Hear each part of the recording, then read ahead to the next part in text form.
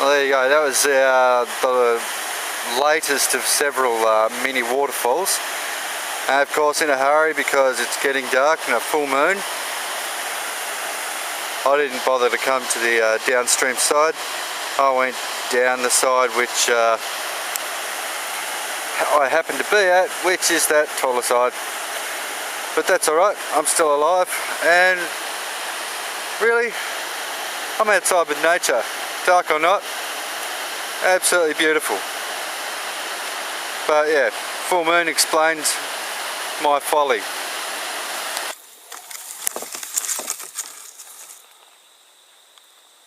Okay, South Esk River in northern Tasmania. This is looking down south towards Ben Lomond. There are places that snow here in Australia, that's one of them. There's not a real lot, but yeah, there is actually a ski field there. About 1 kilometre away there's the small town of Evandale.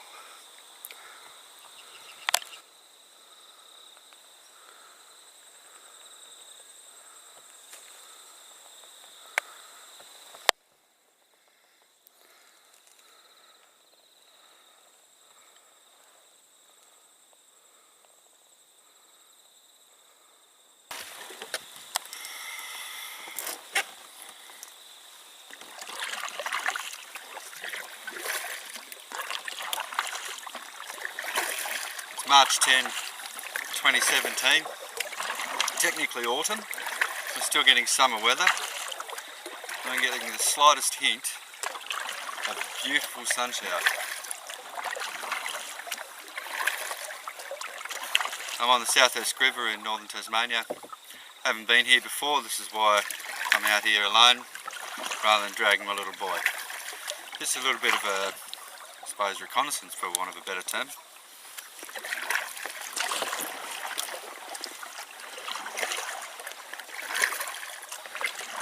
Oh, this is pretty good. 23 kilometres from home. I can't hear a single vehicle. Up until about 5 minutes ago, this was probably the worst canoe trip I've ever been on.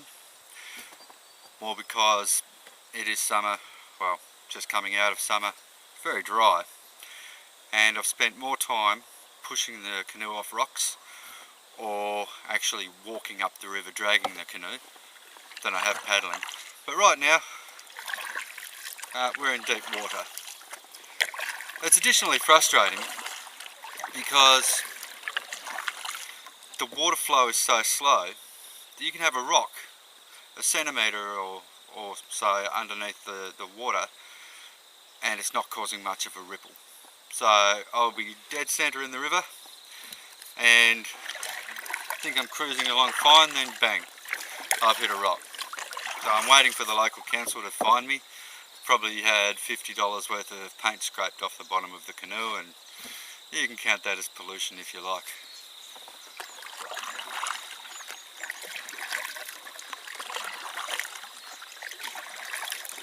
This is absolutely beautiful. You can tell the weather's still quite warm from the sound of the insects.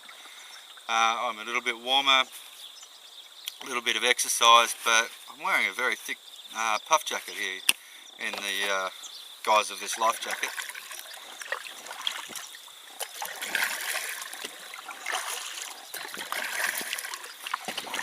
But it is late afternoon and there's a light breeze.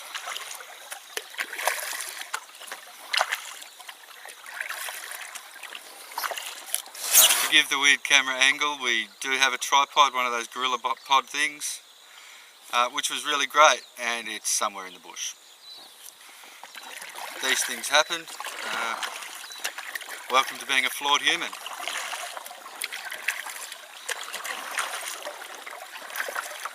This canoe is a very strange thing. It's made here in Tasmania. It's called a Cannack. It's an attempt at combining the qualities of a canoe and a kayak. So it's pretty much a canoe with a foredeck and an aft deck.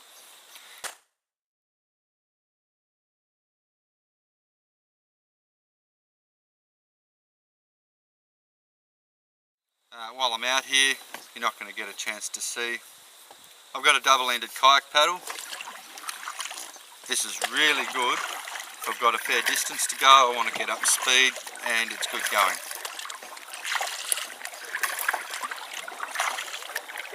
Also have a single-ended traditional canoe paddle, and I have a smaller one that my boy uses when he's with me.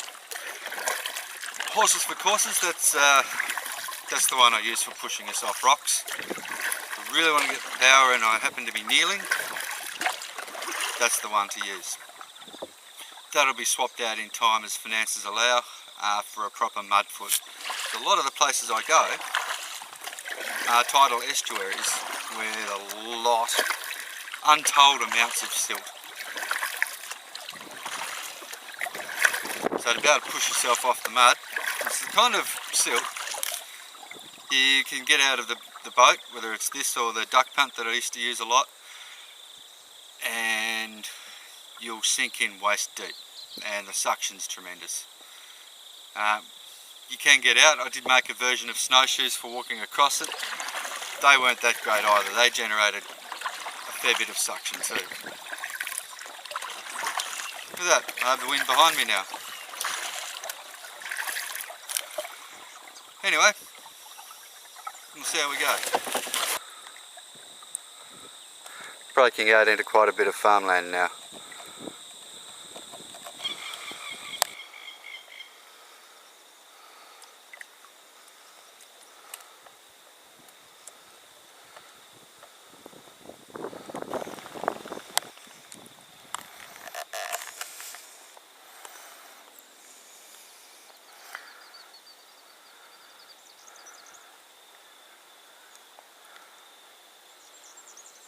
If you've ever heard the term a Black Swan Event, it comes from this. Apparently European and North American swans are all white, and that's when people came to Australia. It was the first time they ever saw a black one. And therefore it was a completely out of the ordinary, unexpected and not realistically predictable event.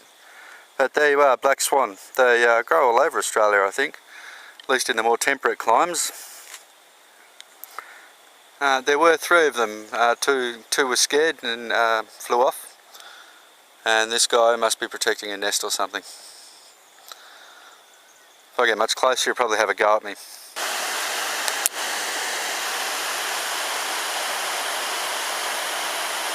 Well, there you go. That was the latest of several mini waterfalls. Of course in a hurry because it's getting dark and a full moon. I didn't bother to come to the downstream side. I went down the side which I happen to be at, which is that taller side. But that's alright, I'm still alive, and really, I'm outside with nature, dark or not, absolutely beautiful. But yeah, full moon explains my folly.